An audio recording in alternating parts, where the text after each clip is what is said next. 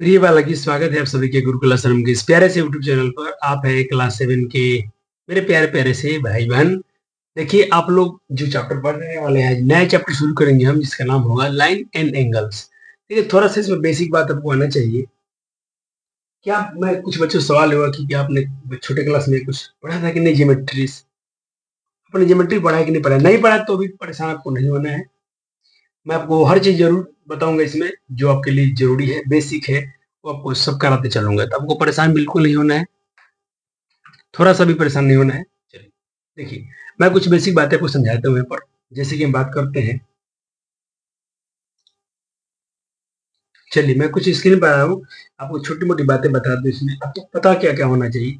जैसे कि आप जानते हैं इसमें, और मैं ये ऐसा कर देता हूँ तो इसे हम क्या बोलते हैं, एक लाइन सेगमेंट हो जाता है जिसमें दो एंड पॉइंट होते हैं। अगर इसको मैं ऐसे करते हैं तो मेरे ये रे कहलाती है। अगर मैं इसको दोनों तरफ ऐसे दिखाता हूँ, जिसको मैं दोनों तरफ एक्सटेंड कर सकता हूँ, बढ़ा सकता हूँ, तो इसको हम क्या बोलते हैं? इसको हम बोलते हैं लाइन, रेखा। तो लाइन सेगमेंट, लाइन और ये अपना रे है। ये तीन चीजें आपको पता होना चाहिए इस चैप्टर के लिए। तो चैप्टर शुरू हो रहा है अपना, तो एक बार आपके नोट्स भी आपके लिए रेडी है, तो परेशान होने की जरूरत नहीं है। चलिए मैं इसके सारे डिफिनीशन, इसके कॉन्सेप्ट आपको समझाते हुए आगे चलता हूँ। वीडियो को लाइक और शेयर जरूर कर देना, और अपने मित्रों के साथ इसको आप शेयर भी कर सकते हैं, ताकि वो भी आपके साथ इन चीजों को जान जाए, पढ़ जाए। चलिए, तो लाइन एंड एंगल चैप्टर में हमको ये बताना चाहते हैं कि पहले लाइन क्या होता है। कहते हैं एक रेखा का लाइन सेगमेंट क्या होता है। तो एक रेखा का वो भाग होता है जिसके दो निश्चित अंत बिंदु होते हैं, जिसमें दो फिक्स पॉइंट होता है। देखिए, ये फिक्स है, ये इतना, अब इसको तुम आगे बढ़ा सकते हो ना आगे। तो इसको मैं बोलता हूँ लाइन सेगमेंट। इसको मैं कैसे डिनोट करता हूँ? P Q. और आपने देखा होगा कि पी क्यू के ऊपर मैंने एक बार लगाया है। तो लाइन सेगमेंट को डिनोट करने के लिए हमने लिखा है, ये लाइन सेगमेंट है, मान लीजिए इसको, इसका बोले एम एन। तो आप इसको कैसे डिनोट करेंगे? एम एन लिखेंगे और ऐसा कर देंगे, तो इसका मतलब हो गया कि आपने दिखाया है कि लाइन सेगमेंट है। क्या है? लाइन सेगमेंट है। उसके बाद आपको दिख रहा होगा रे, रेखा। सॉरी सॉरी सॉरी सॉरी, यहाँ पर मिस्टेक है। चलिए, रे मतलब किरण होती है। क्या लिखा? यहाँ पर किरण लिखिएगा। क्या लिखना है आपको? किरण लिखना है।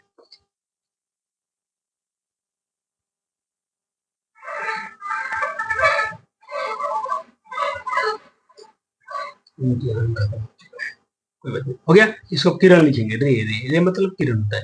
किरण मैंने आपको पहले ही बताया था कि रे हैज पॉइंट एंड एक्सटेंड्स एंडेंसली, मतलब एंडेंसली वन डायरेक्शन। जिससे मतलब यहाँ भी एक एंड पॉइंट है और एक यहाँ भी एंड पॉइंट है, ऐसा मान के चलो, अगर मानते हो। लेकिन उसका ऊपर है कि आप एक्सटेंड कर सकते हैं, बढ़ा सकते हैं, एक्सटेंड कर सकते हैं एक एक एंड पॉइंट से वन डायरेक्शन में, सिर्फ इधर ही जाएगा। अगर रे है तो या तो इधर जाएगा, तो इधर जाएगा एक तरफ, या तो इधर जाएगा। बहुत सिंपल फंडा था, आप समझ गए। लाइन क्या होता है, रेखा क्या होती है? अरे कि अ लाइन गोज एंडेंसली, जिसका एंड पॉइंट होता है इन बोथ डायरेक्शन। आप उसके दोनों डायरेक्शन में उसको एक्सटेंड कर सकते हैं।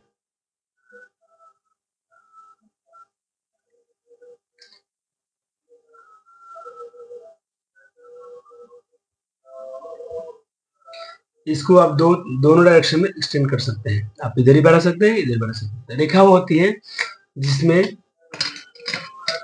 रेखा वो होता है जिसको दोनों तरफ, दोनों डायरेक्शन में आप अपने इच्छा से आगे बढ़ा सकते हैं। ठीक है, तो इसमें आप दोनों तरफ तीर के निशान देख रहे हो, ये रेखा हो गया। आपके बुक में भी इनके बारे में कुछ कुछ लिखा गया, आप पढ़ सकते हैं। देखिए, मैं आपको दिखा देता हूँ। ये रेखा क्या बोला है? कहता है कि हम अंत बिंदु को अपनी ओर दिशा में अपरिमित बढ़ाते हैं तो हमें क्या रेखा प्राप्त होती है? यदि दो अंत बिंदुओं को अपने दिशाओं में आप जिधर भी चाहे उधर बढ़ा ले, दो एंड पॉइंट है। अब देखिए, यही है, ये लाइन कब बन जाएगा? और इसको मैं चाहूँ अपने इधर जितना बढ़ा दूं, और इसको मैं जितना इधर एक्सटेंड कर दूं, दोनों दिशाओं में, तो ये कहलाएंगे रेखा। क्या कहलाएंगे? रेखा। अगर उसको मैं नहीं बढ़ा पाऊंगा तो मेरा लाइन, लाइन सेगमेंट हो जाएगा। ठीक है? तो ये रे है, ये लाइन सेगमेंट है, और ये आपका रे, ये लाइन है। ठीक, चलो। अब इसके बाद हम चलते हैं अपने टॉपिक एंगल के बारे में। सर एंगल कैसे बनता है? एंगल देखिए, एंगल बनने के लिए कहते हैं कि रेखाएं अथवा रेखाखंड को मिलने पर द्रवित होती है, या आप कह सकते हैं जो दो किरणें एक ही बिंदु से प्रारंभ होती है तो कोण बनता है। मैं आपको ये भी दिखा देना चाहता हूँ।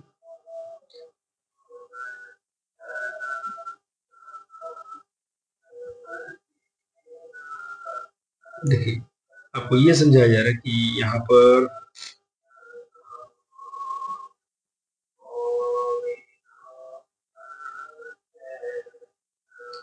देखिए, मैं ये बोल रहा हूँ, जैसे मतलब यहाँ पर मान ली पॉइंट है, ये पॉइंट हो गया, कोई थोड़ा पॉइंट बड़ा कर लेते हैं।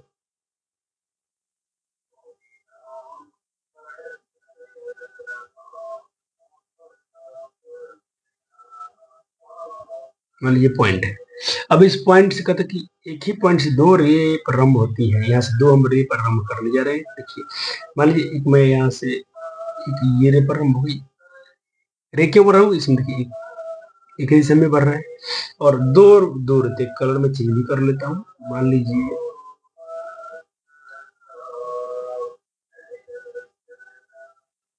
तो एंगल बनता है। इन्होंने बोला कि एक ही पॉइंट से दो किरणें प्रारंभ होती है। देखिए इसी पॉइंट से इसी पॉइंट से दोनों दोनों प्रारंभ हो रही है। तो एक ही पॉइंट से अगर दो किरणें प्रारंभ होती हैं, दो रे निकल रही है, तो उसका एंगल बनाती है। एंगल बन गया? हाँ, बन गया। आइए आपको दिखाते हैं एंगल बना।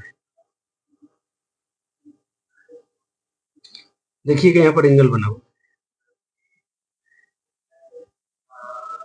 अच्छा, कलर चलो, कलर कलर कलर कलर करना पड़ेगा। कौन बना? ये एंगल बन गया। हो गया। तो एंगल ऐसे ही बना। और एंगल आपने पढ़ा कि दो किरणें प्रारंभ होती है, इसको सर वर्टिस बोलते हैं। और ये जो दो रे निकली है, तो इस कोण की दो भुजाएं हो गई। एक हो गया मान लो ए बी, और एक हम ए सी बोल सकते हैं। ठीक है सर, एंगल ऐसे ही बनता है। रेखाएं मिलती है तो देखिए, रेखाखंड, ये लाइन सेगमेंट, ये लाइन सेगमेंट, ये और ये मिल गई, ये इससे मिल गई, ये लाइन सेगमेंट और ये यहाँ मिले हैं, और ये सारे लाइन सेगमेंट मिल गए, तो भी एंगल का फॉर्मेशन हुआ है, एंगल फॉर्म हुआ है, एंगल बना हुआ है, एंगल बने हुए हैं। अगर सर अपने पढ़ा कि सर रेखाएं मिल रही, तो चलिए मान लीजिए कि ये रेखाएं थी और ये रेखाएं थी, यहाँ मान लीजिए मिल गई, तो यहाँ भी एंगल बन गया। तो एंगल तीन तरह से बन सकता है। ठीक है। और एंगल का सर नामकरण कैसे होता है, ये समझना बहुत जरूरी है बच्चे को। और इसको आप समझ गए तो काम आसान हो जाएगा। जैसे मैं ये बोल रहा हूँ, मान लीजिए कि आपने यहाँ कौन बनाया, इसका नाम भी कर देते हैं। मान लो यहाँ पर ए है, ये बी है, ये कौन बना, इसका नाम कैसे देंगे? जब भी कौन होता है बीच में होता है, तो आप इसको एंगल ओ भी कह सकते हैं, या इसका नाम आप ऐसे भी कर सकते हैं। तीन तरह से नाम दे सकते हैं इस कौन का। तो एक एंगल ए हो सकता है, वो कह सकते हो, या कह सकते हैं आप ए ओ बी। आप ऐसे भी इनका नामकरण कर सकते हैं, ए ओ बी। या कुछ बच्चे कहेंगे नहीं सर, मैं तो ए से आया, ये लाइन जो बना है ए से ओ बी से, अब इधर देखिए बी से आया ओ ए, या इसका नाम ये भी हो सकता है बी ओ ए। अब तीनों में की देख रहे होंगे, जो भी एंगल का नाम है वो बीच में होता है। जो इस एंगल का हम बात करेंगे वो एंगल बीच में होगा, तो लिख दिया हूँ। ठीक है, चलो नोट्स बन गया जी सर, बहुत सुंदर नोट्स बन गया।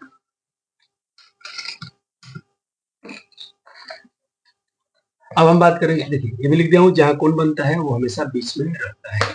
अब बात करेंगे हम सर कुछ कोण के बारे में। तो पहला कोण आज हम पढ़ेंगे, इसका नाम होगा कॉम्प्लीमेंट्री एंगल। कॉम्प्लीमेंट्री एंगल क्या होते हैं, यानी पूरक कोण क्या होता है? देखिए, जब दो कोण का योग 90 हो जाए तो पूरक कोण कहलाते हैं। क्या बोला गया?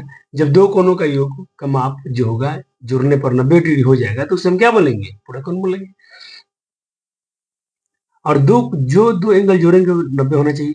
और जिन दो, जैसे इसका अगर जोड़ेंगे तो 90 आएगा, तो ये एक दूसरे के पूरक भी कहलाएंगे। बी का पूरक कोण ये कहलाएगा, और ये वाला जो वैल्यू होगा इस कोण का पूरक होगा, और ये वाला जो मान होगा इस कोण का पूरक होगा। ठीक है, उस एंगल का कम्प्लीमेंट्री होगा। जैसे मैं बोला ये 36 डिग्री है, और कोई एंगल बी है जो 54 डिग्री है, तो यहाँ पर ए और बी के यहाँ पूरक कोण है। क्यों? क्योंकि जोड़ के देख लो, दोनों का सम 90 डिग्री है। तब देखो कहेंगे, कोई पूछेगा बी के पूरक कोण क्या होगा? 36 डिग्री। 36 का पूरा कोण क्या होगा, तब कहेंगे 54 डिग्री, ठीक है ना। तो पूरा कोण से क्वेश्चन भी है।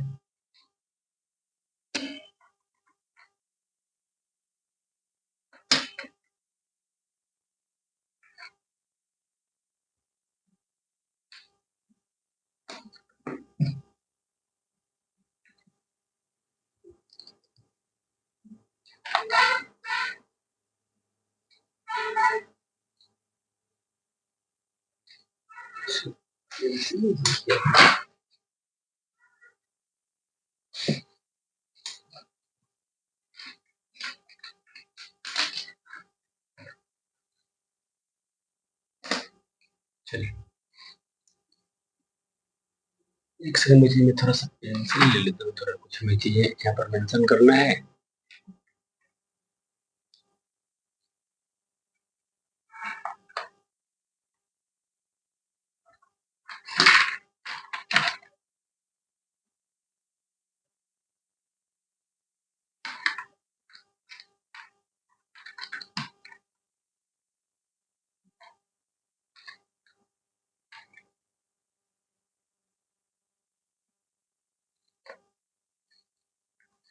चलिए यहाँ पर टाइप दिस करते हैं। कुछ सवाल होगा आपके लिए, जैसे यहाँ पर देखिए कुछ सवाल दिख रहे होंगे, आपके बुक में दिया गया है। आप कहेंगे तो बुक के सवाल में दिखा भी देता हूँ ताकि बच्चों को जल्दी से समझ आ जाए कि हम पढ़ क्या रहे हैं।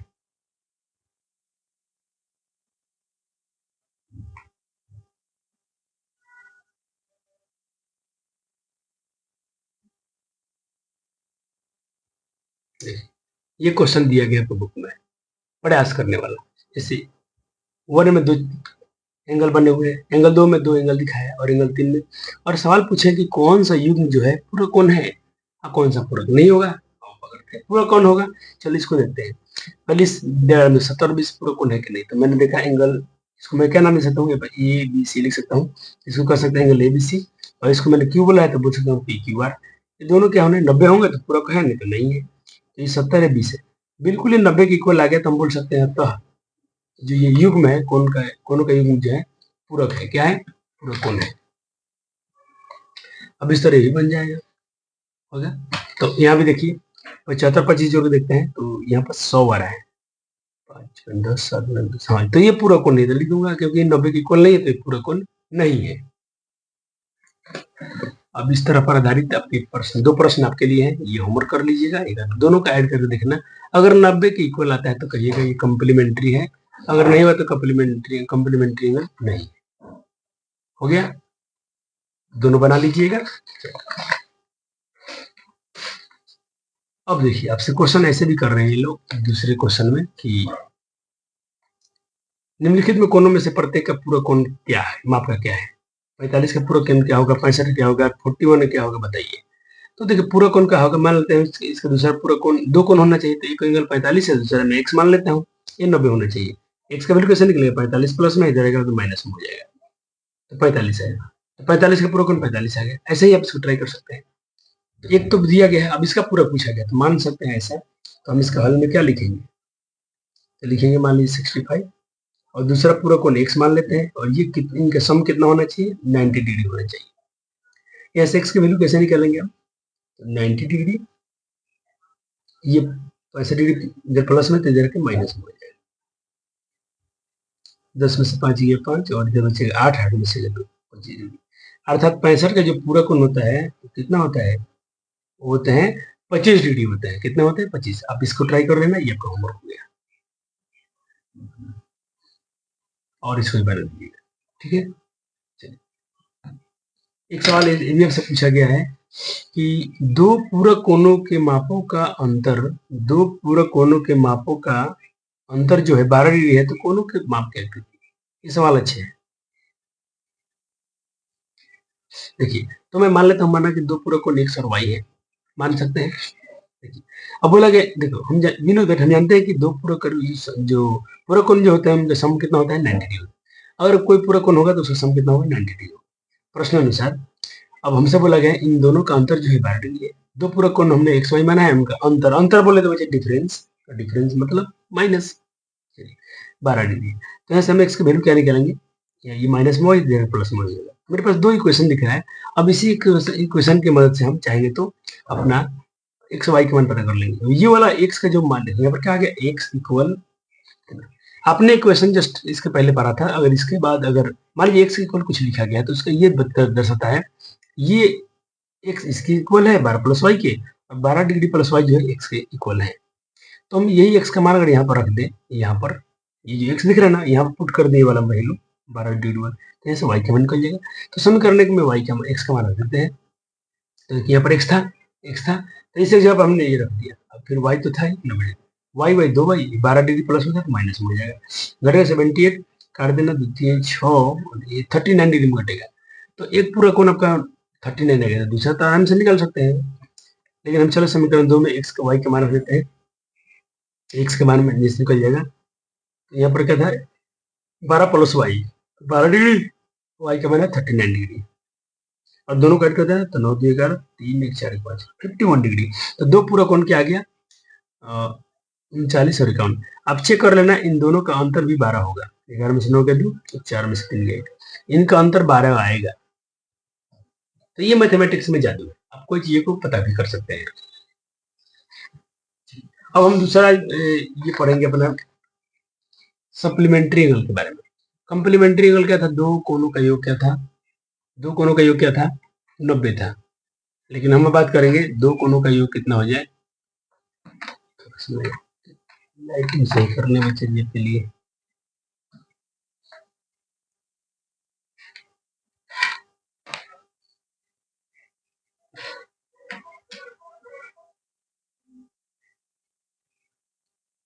चलो लाइटिंग सही हो गया। तो ये डेफिनेशन ये कहता है कि अगर दो कोणों का योग जोड़ने पर 180 डिग्री हो जाए तो दोनों कोण संपूरक होते हैं, और प्रत्येक कोण एक दूसरे का संपूरक भी होता है। जैसे angle A plus angle B लिखते हैं 180 डिग्री, तो एंगल ए का अगर मान लिया यहाँ पर 70 होगा तो यहाँ पर 110 आएगा। ठीक, चलो अब आपसे सवाल पूछा गया है क्या दो अधिक कोण संपूरक होते हैं। देखिए आपको वो दो तीन चीज अभी नहीं पा रहा हूँ, थोड़ा बताता हूँ। अगर अधिक कोण की बात करें, अधिक कोण को हम बोलते हैं एप्टिव एंगल। क्या बोलते हैं, एप्टिव एंगल।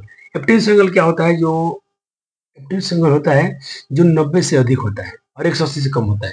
देखो 90 से ज्यादा है तो दो बोला गया तो दो ले लेते हैं, दोनों को ऐड करते हैं क्या संपूरक आएगा, नहीं आ रहा है, ये गया 186 डिग्री। तो एंगल ए और बी जोड़ा मैंने दो संपूरक को लेकर, दो अधिक को लेकर एक पूरक को नहीं मिला। अगला क्वेश्चन पूछा गया है, ये अपने सारे बुक के सवाल है, मैं आपको दिखा देता हूँ। तो ये सब सब बनवा दिया, आपके दो बन गए। आपसे सवाल ये पूछा गया है, ये भी मैं करवा दिया अंतर वाला, आपसे मैं ये भी क्वेश्चन करवा रहा हूँ। ये दोनों क्या करवा रहा हूँ, शायद ये करवा रहा हूँ। अभी आपके मैं ये क्वेश्चन करवा रहा हूँ, तीन ये क्वेश्चन। क्या दो अधिक कोण संपूरक होते हैं, क्या दो न्यून कोण संपूरक होते हैं, क्या दो कोण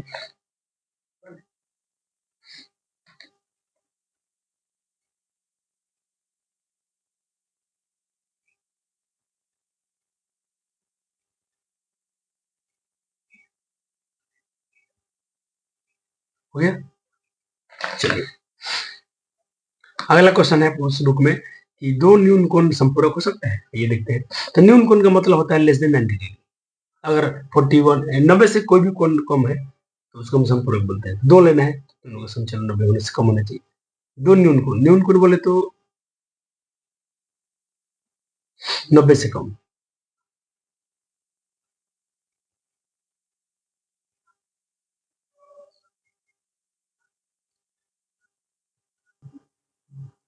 चलिए तो मेरे पास 90 से दो दो 90 से कम कम कौन लीजिए और देखिए क्या 180 हो रहा है कि नहीं, कभी तो होगा ही नहीं, नहीं होगा तो हम लिखेंगे नहीं।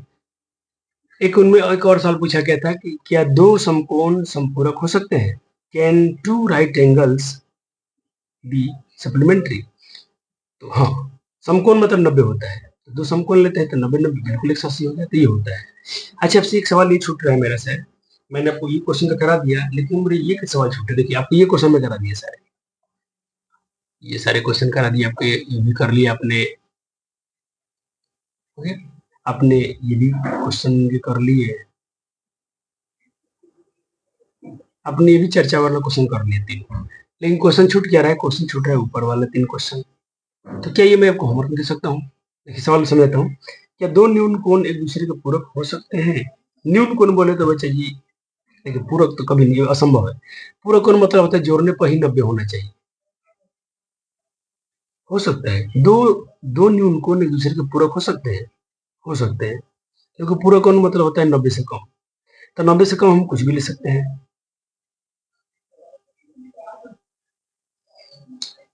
हो जाएगा ये। क्या अधिक कोण एक दूसरे के पूरक हो सकते हैं? नहीं, अधिक कोण तो भाई ऑलरेडी 90 से ज्यादा और 180 से कम होता है, ये तो होगा नहीं। क्या दो समकोण एक दूसरे के पूरक हो सकते हैं? नहीं, ये भी नहीं होगा, क्योंकि समकोण ऑलरेडी 90 होता है। तो ये तीनों क्वेश्चन आप ट्राई कर सकते हैं। मैं इसको अगले लेक्चर में सेट करा दूंगा, मुझे याद नहीं आया था ये क्वेश्चन, मुझे दिखा नहीं, क्योंकि ऑलरेडी मेरे पास बुक नहीं है और पीडीएफ से मैं इसको करता हूँ तो छूट गया सवाल। आइए आपको एक फिगर दिया गया, फिगर वाले सवाल करते हैं। आपको एक आकृति दिया गया है, 110 डिग्री है और ये 50 डिग्री है। तो पूछा गया है कि संपूरक कोणों को युग्म ज्ञात करिए। क्या संपूरक कोण है? चलिए ट्राई करते हैं। तो मैं एंगल ओ और एंगल ये भी, दोनों एंगल को, एंगल ओ बी और एंगल सी ओ बी या डी ओ सी को जोड़ता हूँ। तो जोड़ के देखना तो 160 आ रहा है और 180 नहीं है, क्योंकि हमें जानते चूंकि एंगल ओ बी और सी डी 180 के बराबर होना चाहिए, लेकिन यहाँ पर 180 के बराबर नहीं है। तो नॉट इक्वल है, तो ये जो जोड़ा है ये सप्लीमेंट्री एंगल नहीं है। ये जो जोड़ा है सप्लीमेंट्री एंगल नहीं है। हो गया? तो ये सवाल कहाँ का था?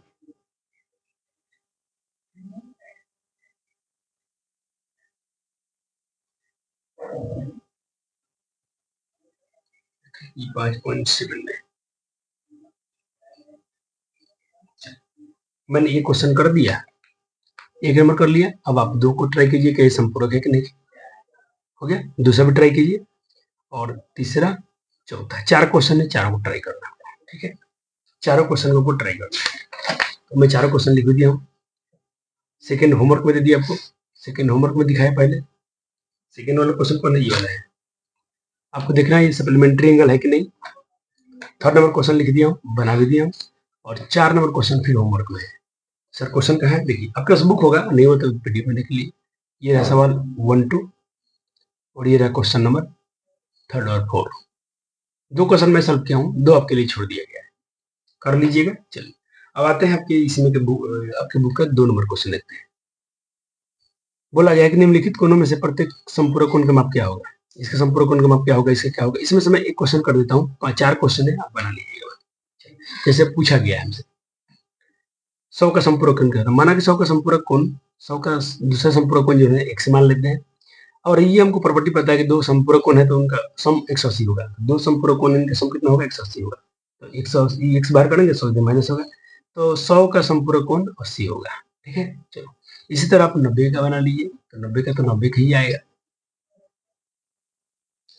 आप थर्ड बना लीजिए और फोर बना लीजिए। सर क्वेश्चन आप क्यों छोड़ दिए? देखिए आपके लिए छोड़ा, ऐसे बनाने में कितना समय लगता है, बना देंगे, लेकिन आपकी एनसीईआरटी में ऑलरेडी क्वेश्चन कम है। आप एक दो क्वेश्चन सेम सेम है नहीं बनाएंगे तो फिर कैसे काम चलेगा? कैसे काम चलेगा बताइए। चलिए अब सवाल यहाँ पर एक है आपके थर्ड नंबर क्वेश्चन इसमें का, तो था करें कि दो संपूरक कोणों में बड़ा कोण का माप जो है छोटा कोण के माप से 44 डिग्री अधिक है। बड़ा कोण का जो माप होगा वो छोटे वाले से 84 अधिक है। तो कोणों का माप ज्ञात करें। देखिए अगर ऐसे क्वेश्चन में किसको एक्स माने किसको नहीं माने, इसका एक मैं ट्रिक सिखा रहा हूँ। देखो बड़े कोण का माप छोटा से 44 अधिक है, किससे अधिक है? छोटा वाले से अधिक है। तो सोचो छोटा वाला अगर हम पता हो जाए तो बड़ा वाला निकल जाएगा, नहीं निकल जाएगा? मान लीजिए छोटा वाला हमको निकल जाए, उसका वैल्यू हम पता कर ले, तो बड़ा वाला क्या होगा, इसको उसमें 44 अधिक कर देंगे। इसीलिए मैं छोटे वाले को एक्स मानेंगे, छोटा वाला संपूरक कोण को एक्स मानेंगे। तो माना संपूरक कोण का छोटा कोण जो है एक्स है, तो बड़ा कोण कितना होगा? उससे 44 अधिक हो जाएगा। तो विन होते हम जानते हैं संपूरक कोण का योग 180 होता है। तो x प्लस दो संपूरक कोण क्या है? एगो है x, एगो x प्लस 44, सम कितना हो रहा है? 180। x x 2x 44, ये हटा दो लाके, 10 में 4 के 6, 7 में 4 के 3 और ये। ठीक है, और इसको डिवाइड कर दो, एक से 2 से डिवाइड कर दो तो कट जाएगा ये आपका 16। तो ये अभी से देखो छोटा वाला हो गया, छोटा पता हो गया, तो बड़ा का 44 इसमें अधिक कर दो, तो इसमें 44 यहाँ जोड़ दिए हैं और साथ में, तो मेरा ये निकल गया 112। तो दो कोण आ गया अपना, एक आगे छोटा वाला आ गया 68 और बड़ा वाला आ गया 112, 112 हो गया।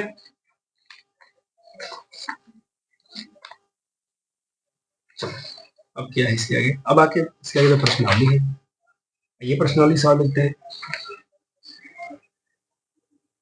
निम्नलिखित में से प्रत्येक का पूरा कोण ज्ञात कीजिए। इसका पूरा कोण ज्ञात करो, इसका पूरा कोण ज्ञात करो, इसका ज्ञात करो। आप खुद कर सकते हैं क्योंकि आपको जस्ट थोड़ा देर पहले पढ़ाया गया है। वैसे फिर भी बच्चे हैं तो एक बार फिर से क्वेश्चन और कर देता हूँ ताकि आप तो बाकी तो मैं आपको छोड़ूंगा और हमें सही पढ़ाएंगे, चाहे मेरा ऑफलाइन हो या ऑनलाइन हो। देखिए इसका पूरा कोण ज्ञात करना है, तो माना इसका दूसरा पूरा कोण x है, तो अब ये जानते हैं कि दो पूरा कोण का सम कितना होगा, 90 होगा।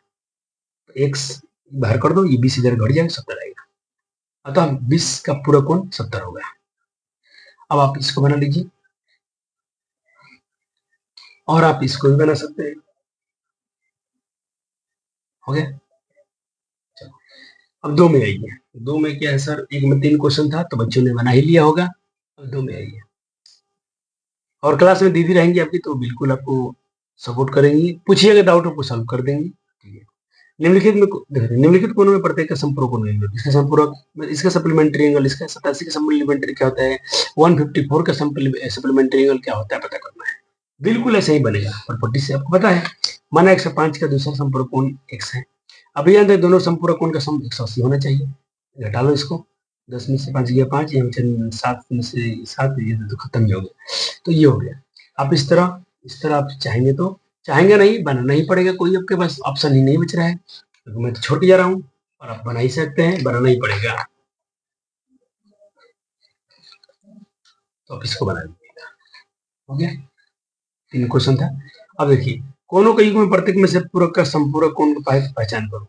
अच्छा कोई पूछेगा ये क्या है, दोनों युग्म क्या है, एक 65 डिग्री और एक 115 डिग्री क्या है, तो बता देना क्या है। तो चलो दोनों सम करते हैं, 180 आया तो ये संपूरक कोण है। एक क्वेश्चन 5 नंबर ये है कि 45 डिग्री और 45 डिग्री दोनों को जोड़ा है तो 90 आ रहा है, तो ये भाई तो ये पेयर ऑफ जो है क्या है, कॉम्प्लीमेंट्री एंगल है। और ये क्या है, पेयर ऑफ सप्लीमेंट्री एंगल्स है।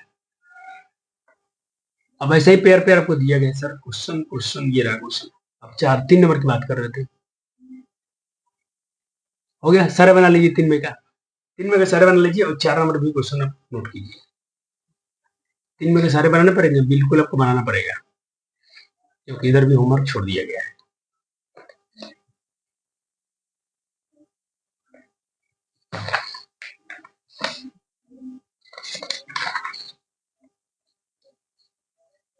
चलिए 4 नंबर क्वेश्चन में से नोट करेंगे।